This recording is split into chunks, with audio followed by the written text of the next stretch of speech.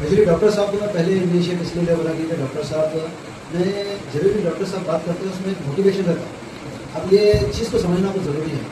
इनके हर एक अल्फाज, हर एक पॉइंट हिकमत से भरे हुए रहते हैं। थोड़ी देर के लिए हम लोगों को इसको नज़रअंदाज करते हैं क्योंकि हम अपने आप को बहुत होशियार समझते हैं। नहीं, हम लोग हमारा फर्ज है कि हम हर किसी से सीखा, छोटा रहेंगे बड़ा रहेंगे, कोई ऐसे पॉइंट्स बोलते हैं, कोई ऐसी चीज़ बोलते हैं जिसमें हमको आने वाले वक्त में शफी बहुत मेहनत करें। एक साल फॉलोअप शफी का, शायद मैं नहीं कराऊंगा फॉलोअप, इतना शफी अपनी जगह फॉलोअप करें। हर कोई रहबाने में, रेस्पेक्टिव की, हर कोई गैबाने में हम लोगों के लिए बहुत अच्छा फीडबैक दिए।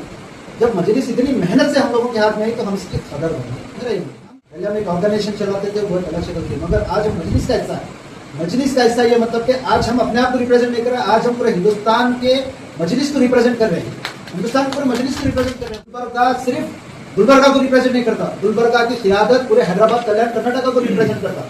हैदराबाद, कल्याण, कर्नाटका के रीजन के दलित और मुसलमानों को रिप्रेजेंट लड़ना नहीं है, मैं कॉर्पोरेशन लड़ना है। इनका मकसद क्या है कि मजलिस आगे बढ़ना और यहाँ पर जो करप्शन जो चल रहा है, जो करप्ट पॉलिटिकल लीडर्स जो सत्ता में आज इसमें बैठे हुए हैं, वैसे लोगों को उखाड़ फेंकना, ये हमारे एजेंट साहब का मकसद। और हमारा भी vice president is responsible to handle 2 taluka president. इससे क्या होता है कि डिस्ट्रिक्ट वाइस प्रेसिडेंट की अपनी जिम्मेदारी में बिजी हो जाता और तालुका के जितने भी प्रेसिडेंट हैं उनसे महीने में इलेक्शन है, 3 महीने में इलेक्शन है और 3 महीने में उनको ग्राउंड करना है। देखिए, अब हार्डवर्क करना मेरे हिसाब से हार्डवर्किंग से बेहतर है स्मार्ट वर्क करना, क्योंकि हमारे पास वक्त बहुत कम है। और स्मार्ट वर्क क्या होता है कि हर एक जिम्मेदार अपनी अपनी जिम्मेदारी से तालुकों को रहता है। यहाँ पर कन्वेनर का काम है कि वो हमारे पार्टी के आइडियोलॉजी, हमारी आइडियोलॉजी, जैसा हमारे आइडियोलॉजी का एजुकेशन सेक्टर, हेल्थ सेक्टर, रोजगारी, एम्प्लॉयमेंट की चीज़ों के ऊपर हम लड़ रहे हैं। गुलबर्गा की उन्नति, गुलबर्गा के डेवलपमेंट के ऊपर हम यतीम बच्चों के लिए लड़ रहे हैं, हम बेवा औरतों के लिए लड़ रहे हैं, लोगों के लिए। तो ये जो हमारी आइडियोलॉजी है, कन्वेनर का काम है कि वो जाकर मैसेज पास कर। सारे पोजीशनों में सबसे बेहतर पोजीशन अगर मेरे को नजर आ रहा तो वो है डिस्ट्रिक्ट ऑब्जर्वर का। ये इसलिए क्योंकि गुलबर्गा में कहीं भी एक्सीडेंट या इंसिडेंट होता है या क्राइम होता है किसी के घर में, उसके घर को कोई जाकर पूछने वाला नहीं, कोई पॉलिटिकल लीडर पूछने वाला नहीं।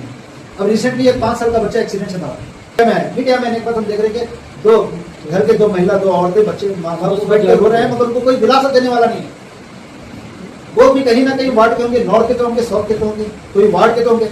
वहाँ के इलेक्टेड रिप्रेजेंटेटिव का काम है इमीडिएटली जाना, उनको रिस्पॉन्स देना, दिलासा तो देना। कोई बच्चा तो वापस नहीं ला सकते, कम से कम दिलासा तो देना। मगर यहाँ पर गुलबर्गा में कोई ऐसा नहीं है, कोई ऐसा पॉलिटिकल लीडर मैंने देखा कि जाकर ऐसे घर में दिलासा भी दे सके। और अगर देने की भी नीयत से देंगे तो वो सिर्फ क्रेडिबिलिटी की नीयत से देंगे। में कर्नाटका 2nd पोजीशन पे आया फॉर्मर सुसाइड केसेस में। कई सारे किसान सुसाइड कर रहे हैं।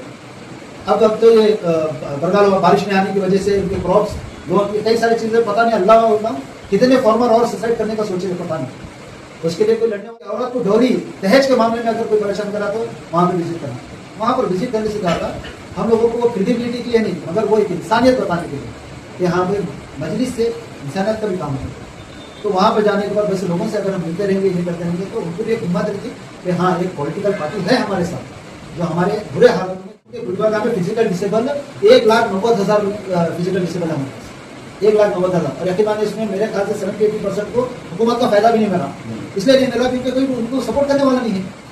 पॉलिटिकल लीडर क्या करते, एक टूर्नामेंट करते, पैसे देते, वो उनके बर्थडे के नाम पे टूर्नामेंट कराते, बच्चों को खिलाते, ट्रॉफी देते, खत्म। इसमें ही हमारे बच्चे खुश।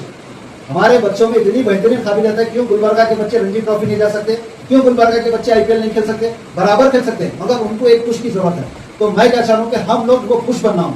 तो ये स्पोर्ट्स एंड कल्चर विंग का ऑब्जेक्टिव क्या है कि गुलबर्गा में जितने भी प्लेयर्स हैं, चाहे वो क्रिकेटर्स हो, वॉलीबॉल हो, टेनिस में खेलने वाले हो, या संगीतकार हो, या डांस करने वाले हो, जितने भी ये इवेंट्स करने वाले लोग हैं, वैसे लोगों को हम प्रमोट करना और उनको आगे बढ़ाना, और उनका जो गवर्नमेंट से फंड आता है वो फंड का बेहतरीन तरीके से यूटिलाइज होना, ये हमारा सर्टेन ऑब्जेक्टिव रहेगा। इसको बढ़ाने में हम लोग मिलकर, नजर में जो लेबर्स होते हैं, लेबर्स को वो लोग कैटेगराइज करने से, एक को बोलते हैं ऑर्गेनाइज लेबर, एक है अनऑर्गेनाइज लेबर। ऑर्गेनाइज लेबर और दोस्त लेबर जो कंस्ट्रक्शन सिविल में काम करते हैं, तो हुकूमत की नजर में, गवर्नमेंट की नजर में वही लेबर है।